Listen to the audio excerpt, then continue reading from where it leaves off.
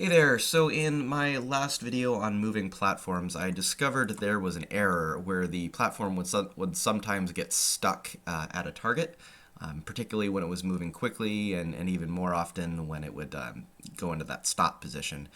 And found that the reason for that is because whether or not it moves, whether it's at the target, is actually frame rate dependent because it's dependent on the step.magnitude, which is tied to time.delta time. Now, the reason I was using this step.magnitude rather than just say 0.1f, or making this a variable that I could set up here in my serializeds, was because I wanted to get as close to the target as possible without overshooting, and transform.translate does not protect against overshoot. So to fix this, I'm actually going to replace this transform.translate with vector3.move towards. So transform.position equals vector3.move towards transform.position target.position. And then we're going to need our step distance. So I'll just type that in here, and that'll give an error because I haven't defined that yet.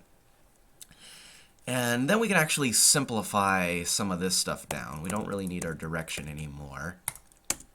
So I'll say var step distance equals our speed times time.delta time. Okay, and then to determine whether we are at the target, we'll just get our distance as before. Say I'll call this target distance. And now that we have our overshoot protection built in, we can actually just use a variable now to set our stopping distance. So float stopping distance up here. Set it to a default value of 0.1f. Okay, and now we can say we are at target if our target distance is less than or equal to our stopping distance. Okay, so we have those changes. See how far we're going to step, check how far away we are, and then see if that's less than this value. And this actually moves the platform, and then this at target and the distance is used to determine whether we need to kick off that event sequence in the waypoint.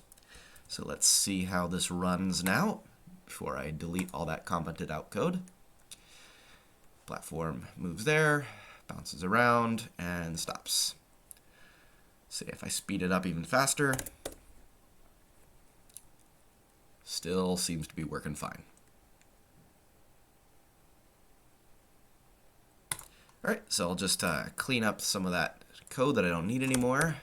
Get rid of that, and get rid of that. Okay, so that's all, and thanks for watching. I'll see you in the next one.